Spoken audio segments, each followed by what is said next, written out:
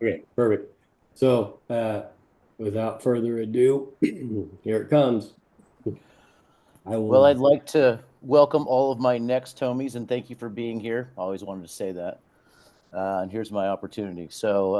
Again, we're going to talk about best practices and how to get your offer considered in a challenging market. And right now, it sounds like there's a lot more activity going on. There are more multiple offer situations happening.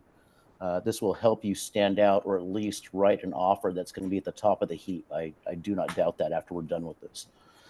So, also, please do break out a pen and paper because I think that you're going to want to go back over this information and put it to good use. And please excuse me if I jump around a little bit. And then, if there's any questions you want me to expound on anything, we can do that as well too.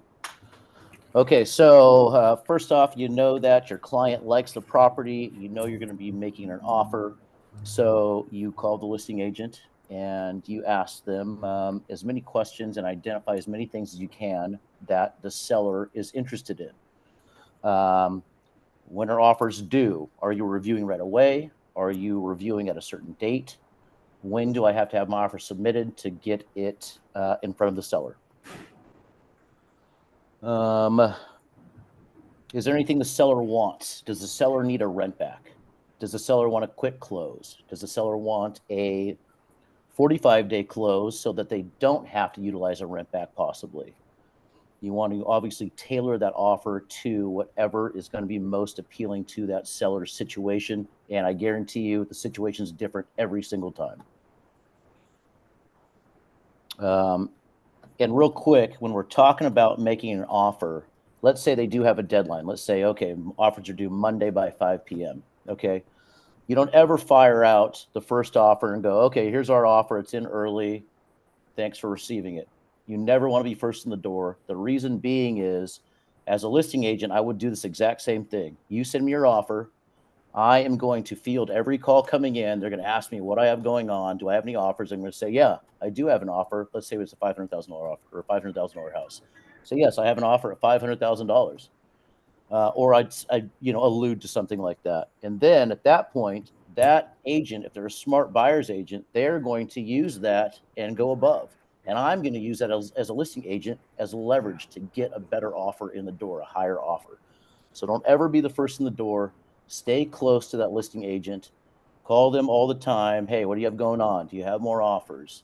Let them know you're present, but don't submit your offer until that last moment when you know that you can try to trump another offer. Okay. Um, and then to add to that, when I'm a listing agent, I can always tell who's going to win the offer. I can always tell because they call me constantly. They're always calling. You can tell that the buyer is extremely interested. So 99% of the time, I go, okay, these three people are going to submit an offer, and I know that one of them is going to win. Um, all right, so we have all of that in place. Now, when we're filling out our contract, we want to shorten our contingencies as much as possible. Hey, Brendan. hey, can I I've got some echoing going on. What was can that? I add to that real quick? Yeah, please. From a listing agent perspective, and to what you were saying, you can always tell who's gonna win the offer, and that's absolutely true. The person that is calling all the time, the person that is asking all the questions, the agent that's asking all the questions, that lets us know that, you know what, these people are darn serious about buying the house. And I would add to that that a comfort level starts to develop, and almost a preference starts to develop with somebody that shows that kind of interest and follow up. And what you will start to do as a listing agent, whether you like it or not, is you will start to give them more information than probably you would have given them in any other circumstance, right? So you start to almost lead them to the terms that they're going to need to provide to maybe even avoid a counter altogether. Mhm. I think that's a really important point, Brent. is that, you got to be in that listing agent's ear or on their, text them, call them, whatever, Absolutely. Yeah. over and over and over again. Yeah, absolutely. Because the listing agent is looking to close this transaction as well. So they want to make sure they are banking on the one that's going to close, the one that's dedicated to getting it done. Because at that point, if you have 5 offers, let's say, the listing agent has to pick their pony and write it, right? And they want to get to the finish line. So they have to make sure it's the correct offer and the one that's the most interested. Right. Um, Jessica has a question next, Brent. yep. Go ahead, Jess. Okay, can you give me some examples of questions that you would ask for your clients as a buyer's agent when you're calling the listing agent? Initially, I'm going to call and ask them, do they have any offers? When are they reviewing? Is there a deadline? What are the sellers looking for? Do they need a rent back? Do they want a 45-day escrow? Would they rather close early? Have they done any inspections? If they have done inspections, here I'm going to text you my email. Will you please send them over if they're not attached to the MLS already? So that's where I would start initially. The first phone call goes something like that. Hey, what's going on? Well, give me some information. Tell me everything you know. Have they opened escrow too? Sometimes they'll leave the inspection reports there, and you can download them and take a look at it. Yeah, absolutely. Absolutely. A lot of times, don't forget, if you're on the MLS, if you go on the top right, if you're on your computer, on the top right, it'll say attached docs. And in there, usually is a lot of information if they have anything attached. Sometimes there'll be buyer instructions. Sometimes there will be tons of reports. A lot of times, like you're saying, Karen, I think that was, there is, pre-opened escrow and title. Was that Julie? Sorry. Apologies. So that's the first place to start, is gathering all your information and making sure you know exactly what these sellers are looking for, to try to make sure that you're presented in the best light, and they know that you are trying to give them everything that they want and working with them. Okay. So when filling out the contract, the RPA, you definitely want to shorten contingencies in my opinion, because a couple different reasons. Okay, most people don't want this hanging around. I don't know the last time I wrote a 45-day escrow.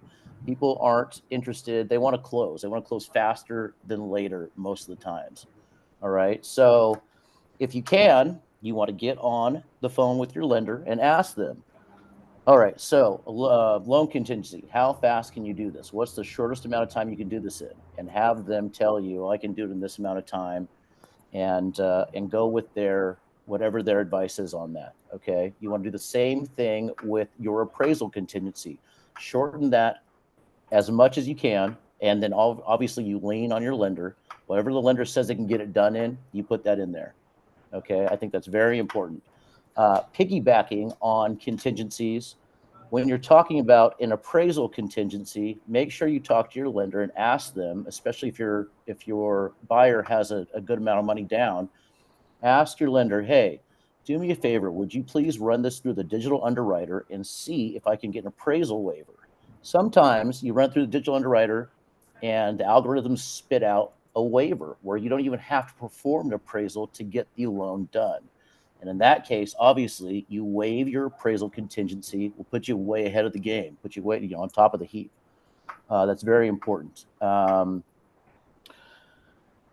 then also too, that DU, I think, is the digital underwriting is something that is very special for submitting. If you have a lender that can do that, it's nice to submit that in your package, and we'll talk about that a little bit more later here down the road. So you have your loan contingency, you have your appraisal contingency, and then you have your inspection contingency. With your inspection contingencies, you want to also make that as short as possible, and I'll tell you why. I like to do a 10-day inspection contingency, 7 if possible, if I can get everything lined up correctly. The reason being is, if you're a listing agent, let's say you do all the inspections, the buyers do the inspections, you find something that you can't negotiate through. There's some major repair that comes up that you can't negotiate through. As a listing agent, I want that discovered. I want that known right up front so I can get the property back on the market. I don't want to wait 17 days of your contingency to know there's something wrong and then have to go back on. We've wasted almost a whole month, and now I'm going back on and looking for another buyer. Let's get that done in 7 days so I know if we're moving forward or not, or if I need to put the property back on. So that's very important, I think, as a contingency, shortening everything you can. Same thing with the close of escrow. Talk to your lender, see how fast they can do it, put it in there. If they can do it in 25 days, do it. If you can do it faster, go ahead and do it. Now, also, too, don't be too worried about some of these contingencies. There is a hard stop on these contingencies. Well, it's a 48-hour after they serve you a notice to perform. But what generally happens is after you are going through the motions, they know that you have the inspections booked. They know that you have the appraisal ordered. If it lags a day or two, they're not going to kick you out of escrow. They'll give you a couple more days. So a lot of times you have to do the song and dance to get into escrow, to win the escrow, and then you can start to take a couple liberties. Obviously, you don't want to push that too far. All right. Hey, Brandon. Yeah, please. Brandon. Everybody listen, please don't ever write an inspection contingency ever on any contract for longer than 10 days. Okay. It still defaults, I think, to 17 days, and that's an absolute joke. The world moves faster than that now, and everybody knows it. So a 10-day inspection period is absolutely the longest period you're ever going to write. If you're going to write a super aggressive inspection period, write a 5 or a 7, like Brendan suggests. And then also, like he suggests, if you need a little bit more time, ask for forgiveness, not permission, right? So, geez, I'm sorry, we need, we need an extra day or so to complete these inspections because the inspector got backed up or whatever. But you're already in escrow at that point. They can't kick you out, but they could certainly filter you and not give you the escrow because you were dumb and asked for a 17-day inspection period when everybody in the world knows you don't need it. Yeah, correct. And I'll tell you what, so what I find is as long as you're in communication, constant communication with that listing agent, they will give you extra time. If you disappear, they can't get a hold of you, it's gonna make them a little bit upset, and they're gonna start wanting to wonder if they need to cancel on you. But as long as you're in contact with them, you tell them, hey, this is what's going on. We found this on the inspections. I need 2 more days, please, because I have my contractor coming out to check out this discovery that came up in our home inspection. They'll always give you the time. They don't want to start over. They're already into it with you. All right.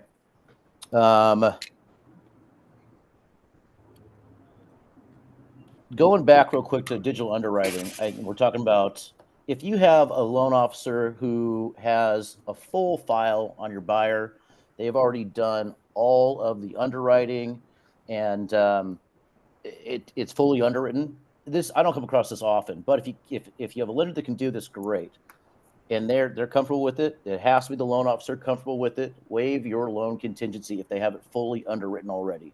And obviously, lean on your loan officer. That's not something I do often because there's not many people that can do it, or there's not buyers that are set up in a position to do that. But I think that if you can, any contingency you can waive or shorten, it's going to help you in the long run. There's no doubt about it. Let's see here. Anybody have any questions about contingencies? Okay. And obviously, if you have something that comes up later that you forgot, just let me know.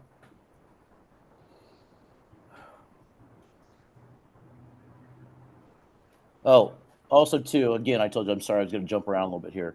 When I do my home inspections and I know that I have to do a 7-day contingency or a 5-day contingency, sometimes I don't even have the offer accepted, but I still call my home inspector because I know they book up fast, and I go, hey, what dates do you have available? Can you pencil me in? Can you set this appointment for me? And then if it doesn't work out, I call them back and go, hey, so sorry, it didn't work out. I need to cancel. But a lot of times, if you wait for that offer to get accepted, your home inspector is 2 weeks out and you're already behind. It's not going to happen. So do a preemptive scheduling, get it on the calendar. And if it doesn't work out, call and go, hey, I'm so sorry. Buyer backed out. Say what you want. I'm going to have to reschedule or call you guys back some other time.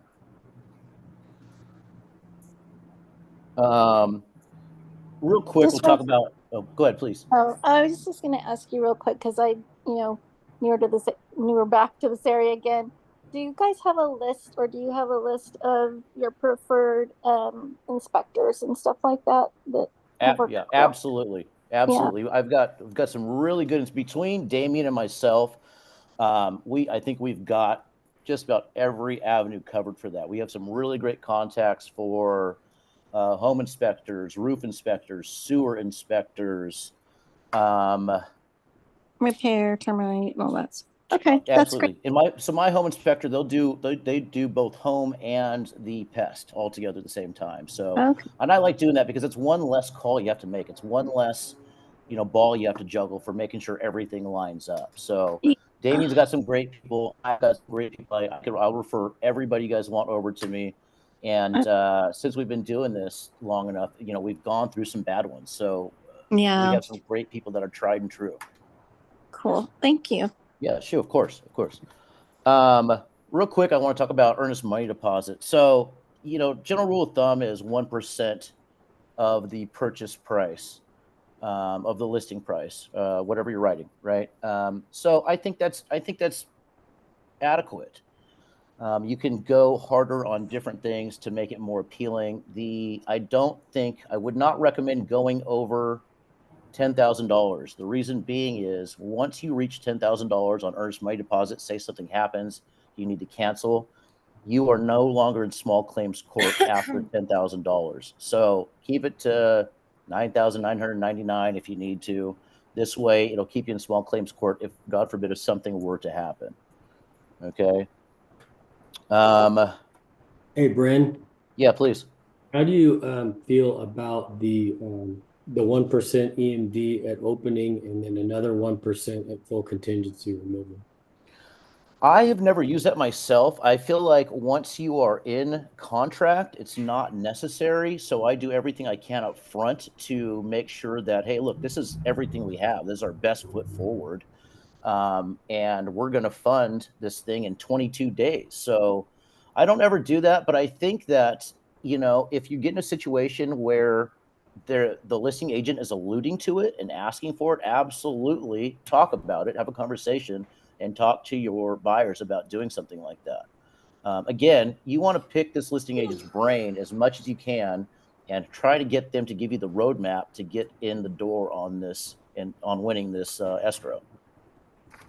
So it's not something I do, but I'm not saying don't do it.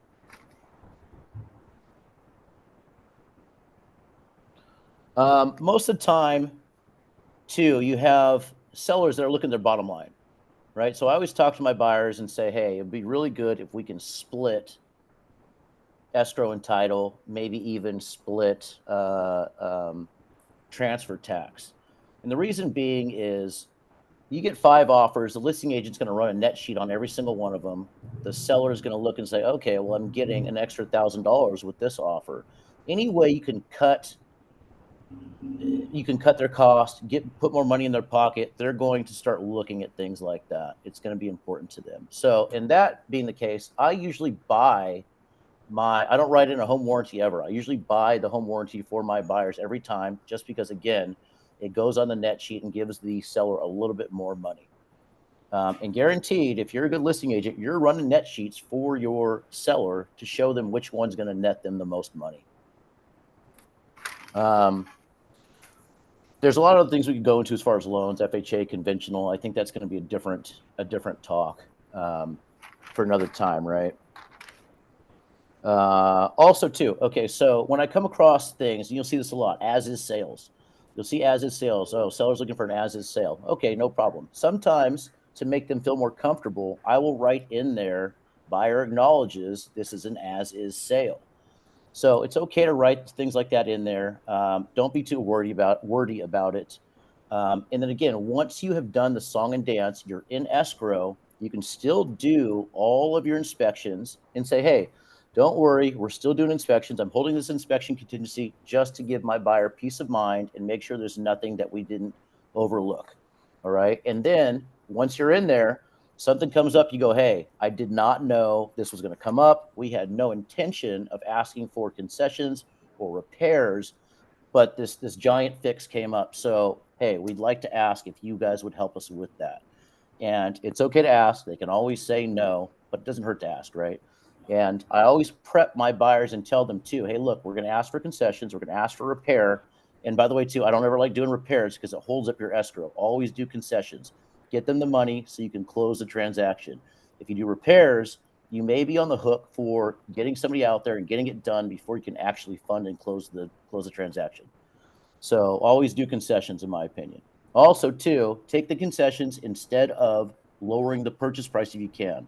The reason being is when you lower the purchase price, you lower your commission at the same time, too.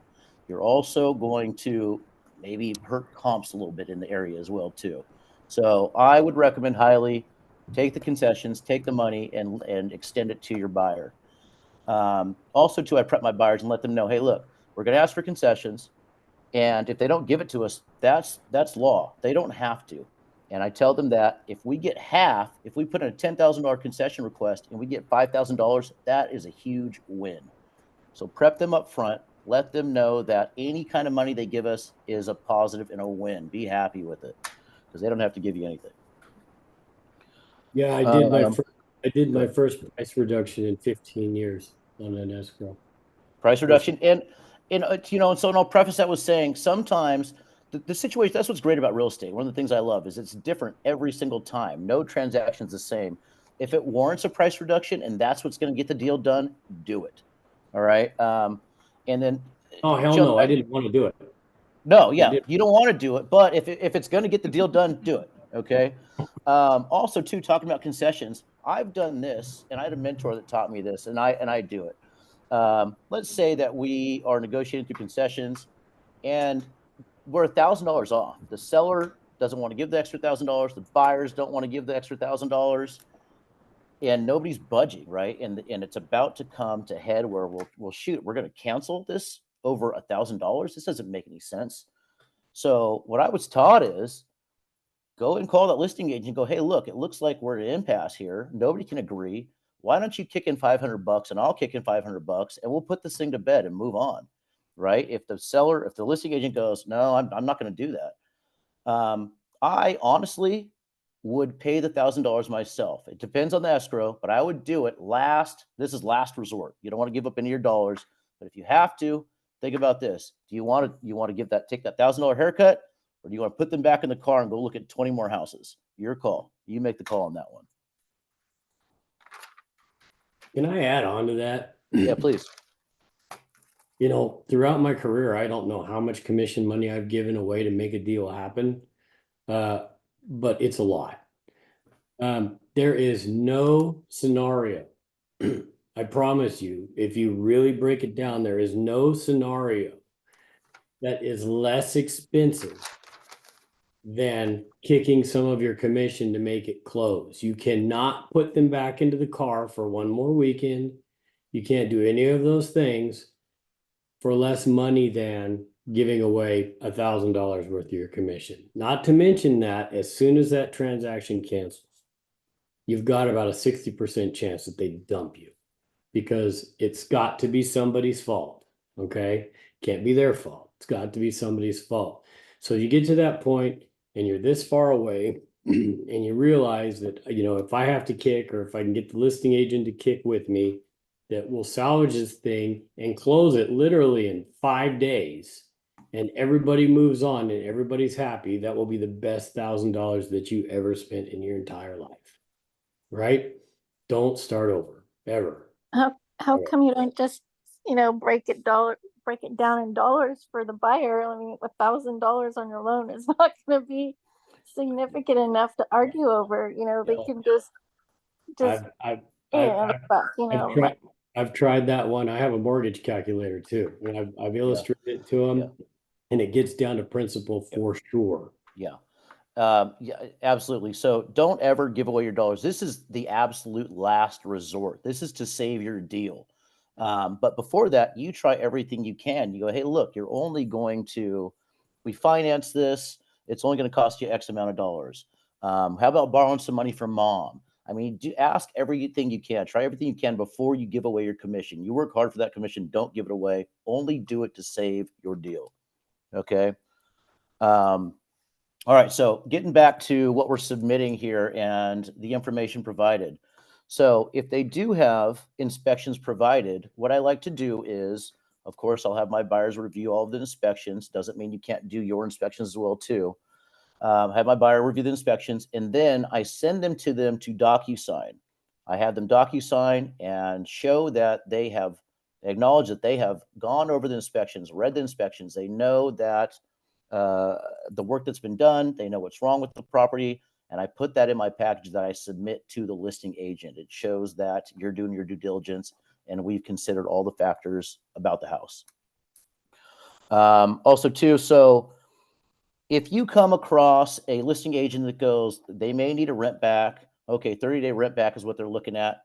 There is a good possibility you talk to your lender. If you need to beat out some people, you can do a rent back for 30 days for free, and it won't cost your buyer any money because most of the time after you close, your mortgage payments won't start until 30 days later. So have them consider that in a situation where you need to do a rent back, like, hey, we're offering you 50 on the escrow. We're going above the asking price. We're also going to give you a free rent back. That goes a long way with sellers because they have some reason going on in their life that they need to stay there for 30 days or more. And to have that for free is just something, is a weight off their mind. They love that type of thing. And it doesn't cost anybody anything if you structure it correctly with your loan officer. Okay, so this is something that's kind of up for debate here. In my opinion, residential real estate is very emotional. It usually always is, okay? So I have my buyers write a letter every single time, okay? Now, there's some press out there, I think, where they say you're not supposed to do that. That's illegal.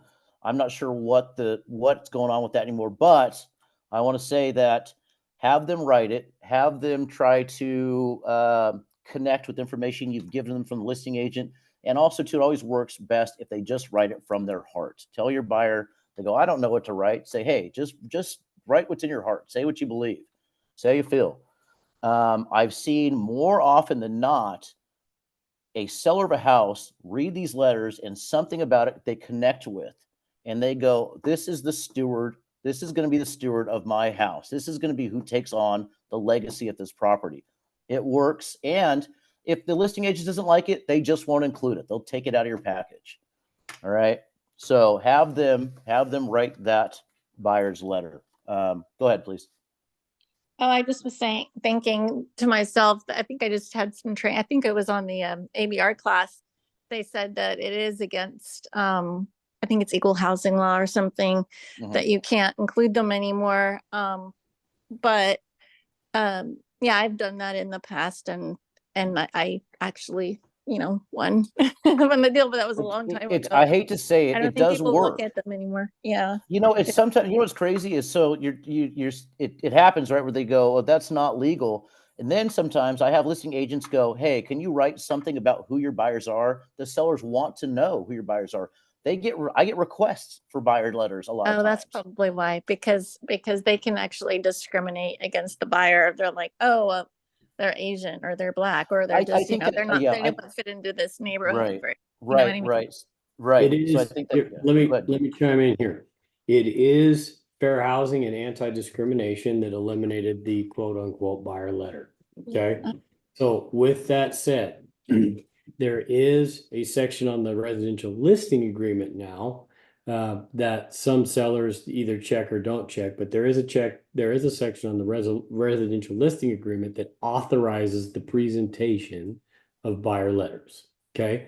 So it's not that the industry is saying, hey, we can't do it because it's discriminatory. We just have to disclose it, right? So absolutely positively, if you're going to do it, I would suggest that you do it in one of the following ways. The first one is to say, hey, here's my offer. We're excited, blah, blah, blah, blah. Oh, by the way, my buyer has requested that this letter be included with their offer. I'll leave it to your discretion at the listing agent as to what to do next. Right? That's one way. The other way to do it was something that I played with the other day. You know, I've done a couple of buyers lately, which, you know, isn't like me, but I included it in the email to the listing agent. So in the body of the email where you say, here's our offer and we'll work diligently to close it. We really appreciate the opportunity and my clients love this home. Here's what they had to say. And I put it in like, what do they call it when it's sideways? Quotations, italics. Italics, and I changed it to blue, right? And I sent it with the Michael air quotes. Excuse me. I sent it with the cover sheet. So somebody's going to read the damn thing. I don't know if it's actually going to be the seller or just the listing agent, but somebody's going to do it.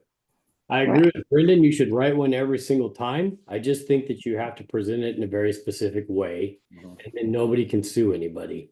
Right. Yeah. Okay, great. Thank you for that. Sure. Okay. Talk a little bit about how to identify where to write at. I always call the listing agent and ask them. This is usually a follow-up call after I know we're writing and I have some information about what direction the sellers want to go in, rent back, their terms, what they like. I'll call back later, especially if, because you don't want to be first in the door. So you're going to call back later and go, okay, do you have any offers? And the language you use a lot of times can either turn a listing agent off, or they'll kind of work around with you. If you ask them, hey, what do you got? They most likely won't tell you. What I tend to do is, we'll take a $500,000 listing, for example. What I tend to do is, hey, do you have any offers in hand at this point in time? They say yes. I say, okay, very good. We're wondering where we should be at to be competitive. You know, my clients really like this house, and we just want to make sure that we're competitive and we're not wasting your time. We know you have to do net sheets and stay up late and do your net sheets. I don't want to be a net sheet that's just going to be worthless to you and waste your time, your seller's time, and my buyer's time. And a lot of times they'll start giving you clues as to where you need to be. They'll go, oh, well, you know, if you want to be competitive, you're going to have to be north of 505. So there's this goofy language that happens where they're not telling you exactly where you need to be. But if you ask the question in the right way, they'll start giving you clues as where you need to be. Okay. So use that language to identify where you need to be as far as writing and winning the listing, and making sure that you have the offer that's high enough to compete. You do it correctly, just like that, Yeah, and say, hey, yeah, go ahead, please. I think if you're in a, like the Bay Area, and you're dealing with somebody that's, you know, represents sellers that are selling multi-million-dollar houses, you'd ask them that question and they'll tell you exactly where they want to be. Well, so, and that's, you know, it's funny you say that, You know? because as a listing agent, I am not going to hide anything. I'm going to tell you everything I have, because I think I'm doing a disservice to my sellers if I'm not telling you, because this is what, if we don't put that information out there, there might be somebody that would write higher than that, but they're not going to do it because they don't know. They're guessing at it. Why guess at it? That's just goofy. So if you tell me where I need to be, I'm going to try to write there. I'm going to try to get my buyers up to that point. Maybe they can't go that high, but at least I have the information to try and make it happen. Piggybacking on that also too, I like to tell my buyers in this multiple offer situation, I go, hey guys, start thinking about what your top dollar is. Okay. We're going to be in multiple offers. This is most likely going to go above the asking price. Have a conversation now before we submit, before we're put on the spot and they do a multiple counter and you go, oh my gosh, what do we do? So have this conversation up front so you can have a long drawn out inquiry with each other to know where your breaking point is. Okay. I think that's a very important thing to do. And then after that, add, and you can put this piece in there too, wherever it fits. Go, hey, we're at 510, and that's where you said you guys' breaking point is. It looks like it's going higher than that. Now, if we offered another $5,000, we offered another $10,000, and you did not offer that extra $10,000 and you lost, are you going to look back and be upset about it? So make sure you put it all on the table now, and you don't have to look back on it and have regrets and go, shoot, if we would have just offered that extra $10,000, then we would have won, and I wouldn't be here with sorrow and remorse and regret. So put that into their ear as well too. Let them identify it themselves and see where they want to be at and see where their breaking point is. And you can also add on to them too, or add for them that, again, with the $500,000 scenario, if you're at $500,000, and I'm using today's rates that I got off the computer. I'm not quoting any rates here, guys. So $500,000 at 7.6%, 30-year fixed, is at a P&I of $3,531 a month. Okay. Now, if you get them to come up another $10,000, and that may help you win the listing, you can tell them, do the math for them, or have your lender do the math. If you come up $10,000, you're only changing your payment $68,000. I'm sorry, $68 a month. So to compete and win for another $10,000, it's only going to cost you $68 a month. Is that worth it? These are type of things that can kind of help them get over the hump of going, no, we don't want to spend another $10,000. And then when they start looking at it in that light, going, well, $68 a month for our dream home. Yeah, you know what? Let's do it. You I think spend that more helps. than that at Starbucks. There you go. $68 a month at Starbucks. I have a major coffee addiction. I can tell you that I'm probably right around $60 a month for coffee. All right. Obviously, So you have read that book about the coffee effect, a latte effect. I'll have to read that one. Okay. So you have all the information and you think you know where you need to write. You've got your buyers convinced. Okay, this or not convinced. They've convinced themselves. They know this is the house I want. You've done all the work for them. You showed them coming up $10,000, only $68 a month. Now let's package it. So you put together one attachment. Don't send it with 6 different attachments. That starts ticking listing agents off because now they got to click on every attachment and print every attachment so they can present it to their seller. So they like it when you have it in one single attachment. They press print. It's done. All right. So you package it with your buyer letter on top. I'm sorry. Buyer letter on top, your pre-qual after that. And then I forgot to talk about this. And then your proof of funds. Make sure your buyer is showing proof of funds with every submission, right? So let's say you're putting down 20%.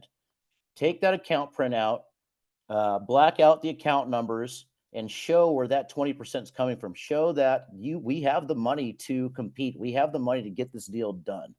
Send that in with your package.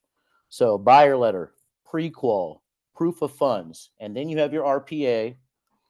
And then behind that, if you have the lender that can do this for you, put your DU approval in there and put your signed inspections. That right there is a very good complete package. You couple that with your heightened contingencies or cut time periods for contingencies, your competitive offer, your free rent back, your 50-50 escrow. I mean, it's tough to beat an offer like that.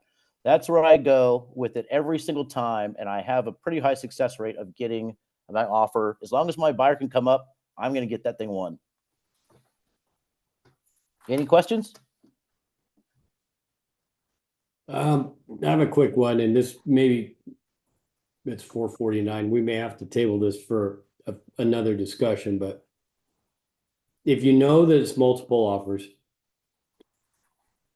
there's this theory out there about, writing just enough to make sure that you get a counter or whatever and stay in the game. My personal opinion is, if you think there's going to be more than one offer, is that you just go highest and best right out the gate to try and eliminate the counter or try and secure it rather than playing games. Do you have a thought on that? Absolutely. I think you put your best foot forward every single time.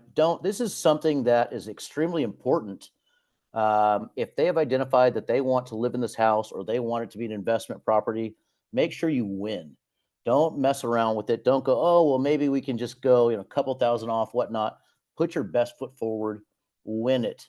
And I think what Damien's also getting at is go above and beyond to where there is not going to be a multiple counter situation. Don't get yourself into that situation, because if you didn't put your best foot forward, you get into a multiple counter situation, you may end up having to submit more than you would have with your best foot forward that won the listing in the first place. it might not be true for this area, but I don't think they really do them anymore. And I think it was brought up in ABR, but we used to do escalating offers. So like, you know what I mean? You want to talk about that and say if that's something people do anymore? You know, I don't see those very often. I'm starting to see them come back now, actually. I'm seeing escalating offers come back now. I think that if you have a good buyer's agent that's always in touch with the listing agent, I'm going to sniff that out anyways and go, they're going to tell me, hey, look, I've got an escalating offer. I go, okay, well, that's great. Like, tell me where we need to be, and I'll see if I can get my buyers up to it, and we'll get it done. We don't need to compete. I mean, we could do this all day where you guys can keep escalating it, but tell me what you guys want. We'll make it happen. So I think that those are coming back, though, actually, the escalating offers. Dee, maybe you can talk to this. I heard at one point in time that escalating offers were illegal, or they're trying to do away with them. No, they're not illegal at all. In fact, I'm with you. I haven't seen them in years, but on the last listing that, or one of the I don't know if it was the last one of the listings that I processed that it had like 7 offers, 8 offers, something like that. And the one that won had an escalation clause. And it didn't get utilized because no one ever beat them out, but they had a very clear escalation clause of $2,000 above the next highest like offer, and with a cap of X, so they didn't want to spend any more than 700, but they would escalate $2,000 above the cap of X. And I can tell you, I mean, it definitely raised seller eyebrows. There's no doubt about it. I mean, and I think that if anything, it made my seller really take notice of and pay attention to that offer. I would say this: if I wouldn't write one unless you think you absolutely need it. And if you are considering a write one, please give me a call before you throw some language out there that could end up with you in a situation you don't want to be in. There's a couple of things that you want to pay attention to when you write escalation clauses that are pretty important, and if you don't do a lot of them, you could mess yourself up.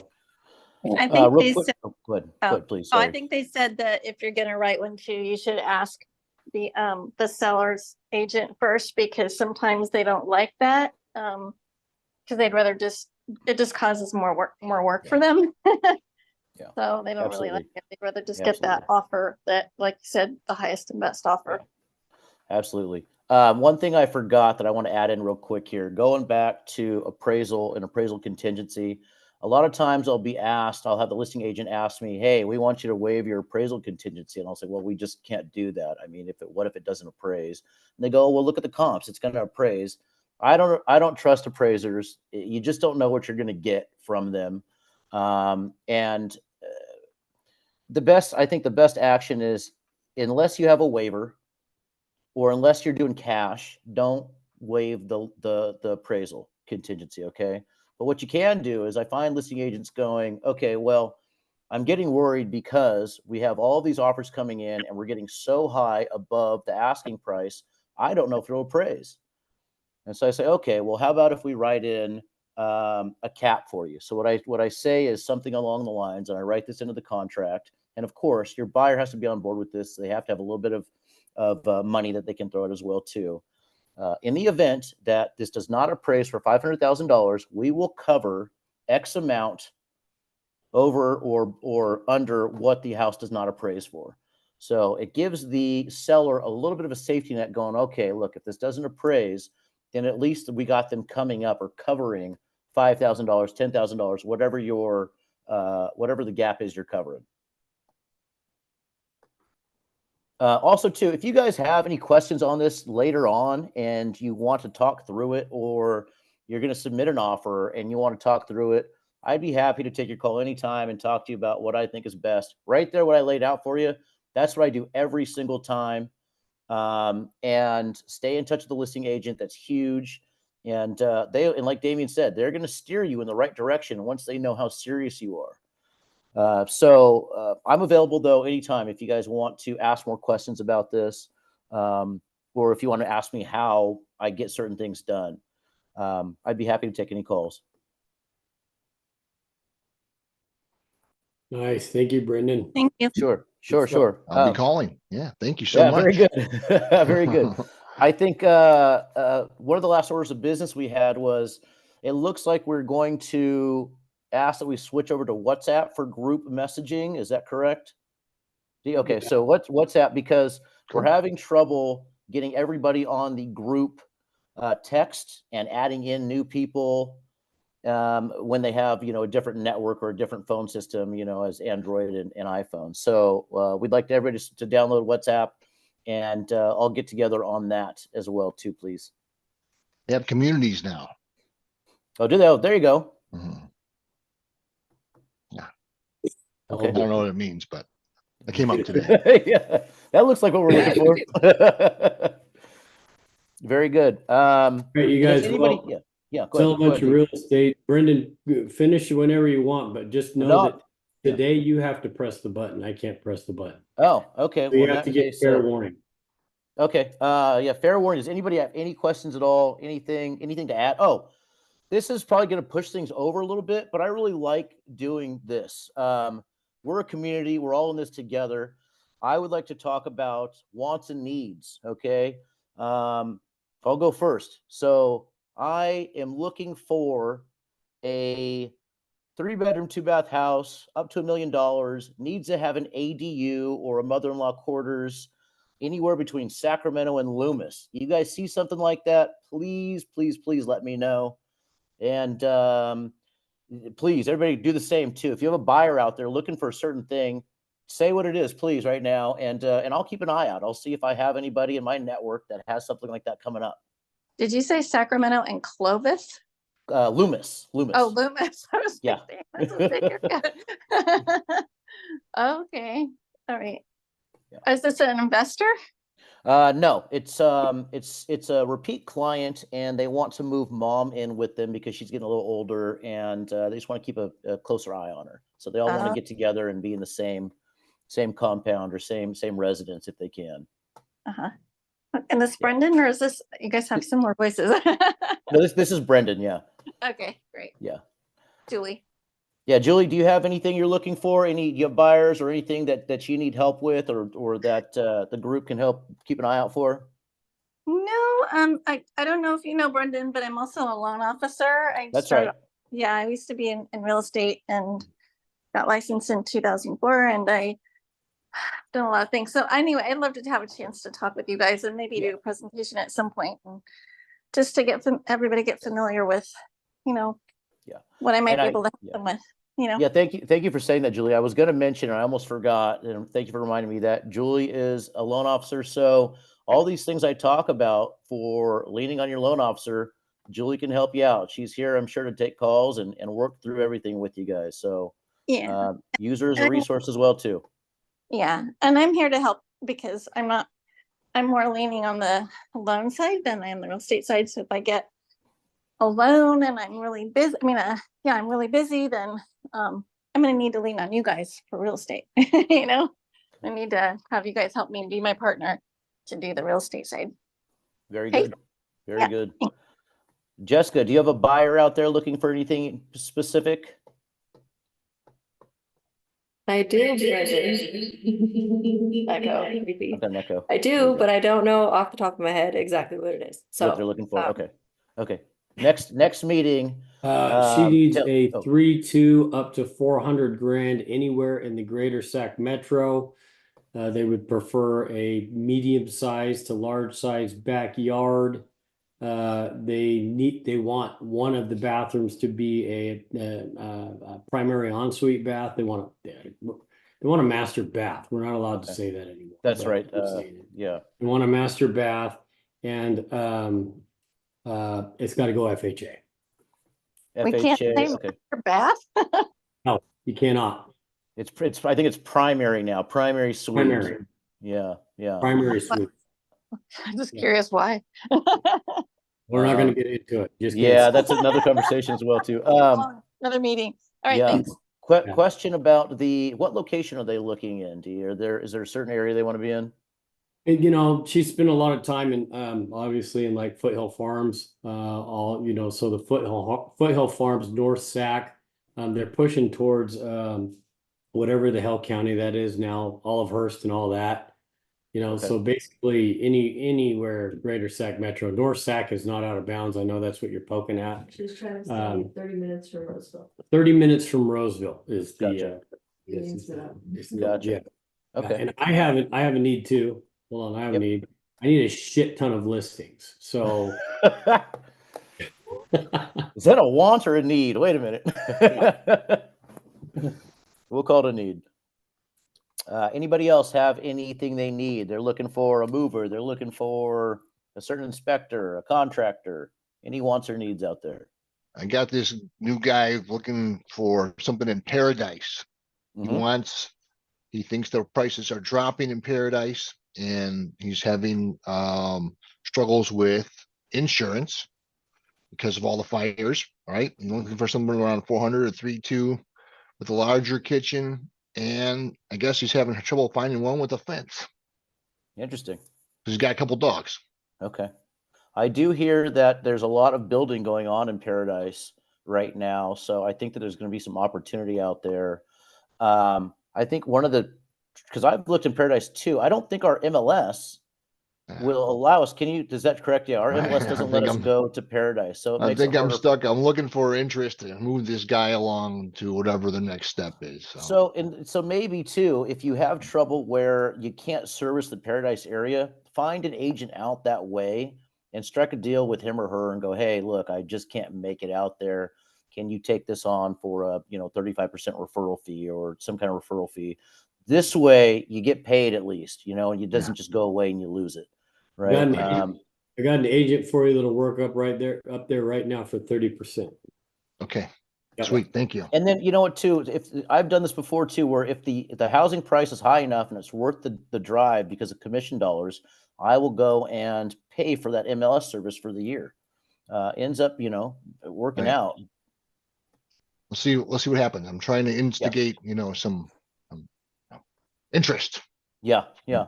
Oh, I do need another one. I need a 5-bedroom in Serrano, has to have a view for up to 1.6 million. Okay. Serrano.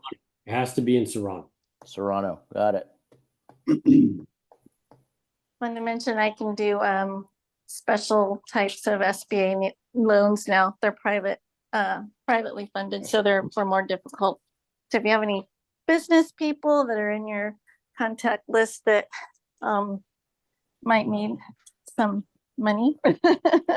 I think that's a great ad. That's a great ad because, we wear a lot of hats, right? And if you can just even have a referral for some of your buyers and go, or a client that goes, hey, this is what I'm looking for. And you go, hey, I know somebody, that keeps you relevant still. And that's the name of the game, top of mind and relevant. So thank you for that. Thank you for that ad. You're welcome. Thank you. Sure. Anybody else? Anybody have any wants, needs? Okay. Hey, I want to thank you all for being here and joining us today. I want to thank you for listening to me drone on about how I get offers accepted. Again, if you want any coaching on that or have some questions about it, give me a call anytime. I'd be happy to help. Thank you very much. Thank you all very much. Thank you all. See you soon. Okay. Bye. Bye.